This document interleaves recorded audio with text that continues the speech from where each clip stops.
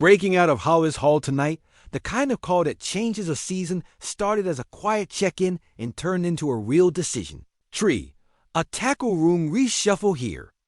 An injury crisis in Los Angeles there, and suddenly a narrow market window. Looks wide enough to drive a franchise pivot through it if the numbers line up and the medicals hold. I'm going to give you the whole picture, the way I'd want it if I were on the other end of the screen.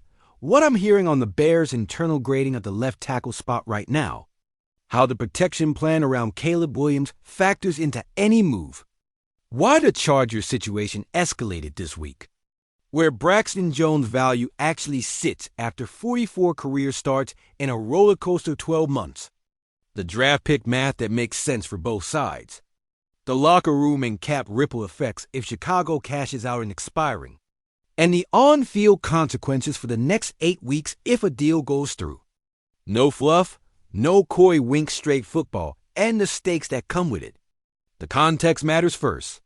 Chicago's staff has been ruthless about 2 things since camp: keeping Caleb clean and building a line that stacks repeatable answers against speed, stunts, and simulated pressure. That means daily audits on footwork, anchor, independent hand use, and how quickly you recover when a rusher crosses your face. Braxton Jones is not a mystery in that matrix. He's long, athletic in space, can reach landmarks in outside zone, and when he sets first, he wins clean pass reps. The issues show up when power rushers get into his chest or when late inside counters stress his base. Add the hangover from last year's injury, a choppy start, and a tough week 4 that ended with him on the bench in a win over the Raiders. And you've got a classic NFL fork in the road. Trust the tape to trend up, or convert the player into capital while you still can. Inside the building, nobody questions his effort. Coaches have said it in different words all fall. He's battling. He's trying to grind back to peak form. But effort and trajectory are 2 different columns when the quarterback is a franchise cornerstone, and the calendar won't slow down. On the other coast, the Chargers are juggling a nightmare at the most premium protection spots. With both Joe Out and Rashawn Slater dealing with issues, a contender profile on paper suddenly looks mortal on the edge. That's when phones ring and front offices revisit lists that were built in August just in case. Add Justin Herbert playing high-level football and a 4-2 start that keeps every door open. And Los Angeles has to choose between patchwork lineups or a real move at tackle to save a season's arc while their stars get right. This is where the magnets on the whiteboard start moving. A Bears tackle with starting mileage and a cheap final year meets a Bear Howitz tackle with starting mileage and a Bears tackle with starting mileage and a cheap final year meets a Bowell Chargers team that can trade for competence and upgrade from emergency stopgaps without burning premium picks. Let's talk value honestly, because that's the part fans get wrong and G-Miz can't. For a tackle, like Jones on an expiring rookie deal, with variants on tape and health questions that teams will dig into anyway. The league bends him as a low-cost starter or high-end swing who can step in tomorrow. That price tier lives late on day 3 unless you bake in playtime escalators. Think a 6th that becomes a 5th if he plays 70% of snaps. Or a 7th with a conditional kicker tied to starts and a team performance threshold. Don't let the low sticker shock you rental tackles in. October live in that neighborhood every year because buyers take on technique. Risk in exchange for instant availability and cap cleanliness.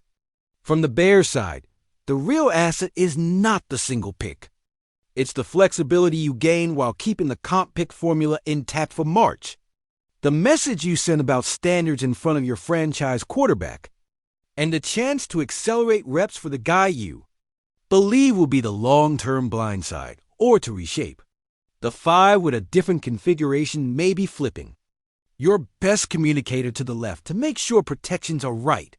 Maybe leaning into heavier 6-man answers on shot plays while keeping the rush path predictable with chip help and condensed splits. On the field, losing Jones would force clarity. You'd see more quick game to set the tone. More keeper and moving pockets on second and medium to shave free rushers. And a spike in duo and gap looks when defenses widen out to challenge edges. Because nothing slows down a wounded pass rush like double teams on downhill fits. You'd also see Caleb's cadence become a weapon hard counts. Late shifts force defenses to declare so protection IDs become easy and young linemen aren't late to scan. For Los Angeles, the on-ramp is the opposite. You drop Jones into a system built around Herbert's rocket and tempo. Ask him to live in true pass sets while you slide or chip to protect his inside shoulder. And let him do what he does best, get to spots on wide zone. Climb on screens, escort runs to the perimeter. And trust that his length erases a half second of a rusher's get off.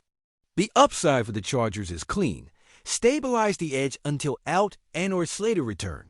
Stop asking Austin Deculus to play beyond his comfort zone. And keep your season ceiling alive in a division that punishes bad Sundays. The human layer isn't small here. At Hollis Hall, you have a room that respects Jones. You also have a quarterback who just needs the math to add up. Each snap, 5 versus 4 with the free hitter accounted for, edges that don't cave on 3rd and 7, and enough clean launch points to let him rip comebacks in post without bracing for contact. If the front office believes a different combination gets you closer to that math, moving and expiring to a needy buyer is not a betrayal, it's stewardship. It says the standard is the standard, and it says the plan is bigger than one name on the depth chart. The risk side? There are 3 lines you can't cross. 1. Don't create 2 holes to fill one. If you move Jones, you have to be certain the next man's floor is not a free path to the quarterback. 2. Don't overprice a rental and get stuck at the buzzer. A 6 that turns into a 5th with playing time is healthy business. Playing hardball for a 4th while the clock drains is how you end up with 0. 3. Be honest about injuries. If your room isn't actually healthier than you're selling, you protect the kid and keep the depth, period. All of this coexists with a basic truth about the Bears. Protecting the franchise matters more than winning a pick negotiation by a round. That's why you structure a trade that keeps your flexibility to add a veteran swing if the right nameshake's loose post-deadline. And why you quietly monitor practice squad tackles around the league. Who can be claimed for scheme fit if you need a 7th lineman on a short week? Tape talk, because we live on tape here. The best Jones reps are textbook first meaningful contact. Hands inside, hips under, ride the arc, and walk the rusher past the spot. In the run game, when he hits his reach and rips through the backside hand, he springs explosives. The worst reps are about patience and anchor you'll overset on speed, get crashed inside, or absorb power too high and lose the half-man fight.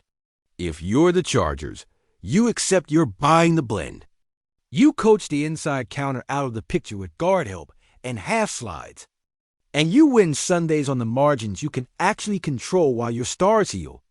If you're the Bears, you decide whether those rep swings are worth living with for 12 more weeks or whether cashing out into assets today lets you sharpen the 5 and prove to your quarterback that every decision is made with his jersey in mind. Now the part you came for, and I'm saying it carefully, because this isn't Twitter noise. It's the kind of framework that makes it to ownership level before anyone hits send. The working concept I've picked up tonight looks like this. Chicago sends Braxton Jones to the Los Angeles Chargers for a 2026 6th-round pick that can escalate to a 5th based on snaps, with a small 2027 pick swap as grease. The Chargers get a plug-and-play left tackle to stop the bleeding until Joe Out and or Rashawn Slater are back in rhythm. And the Bears turn expiring into chips while signaling that the Caleb Williams protection plan will not be held hostage by hope.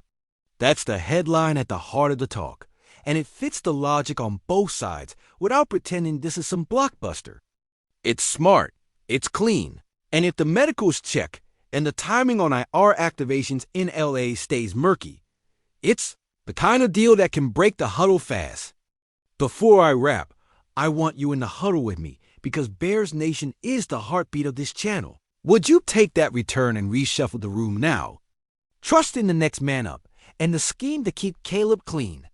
Or do you hold Jones through the deadline and bet on a bounce back with continuity?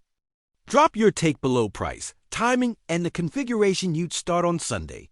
I read everything, and your ideas shape what we pressure test next. My final, concise read: moving Braxton Jones to the Chargers for a late day 3 package is an adult roster-building decision that protects the franchise quarterback's arc, preserves cap and comp pick leverage, and aligns with a contender's urgent need. In LA, it's not flashy, it's functional. And sometimes that's exactly how good front offices win the month of October. If you value straight, fast updates and sober film plus front office analysis like this, subscribe to Bears News Fan Report, hit the bell, and stay locked when the phones light up again. You'll have it here first with the why, the how, and what it means for Sundays.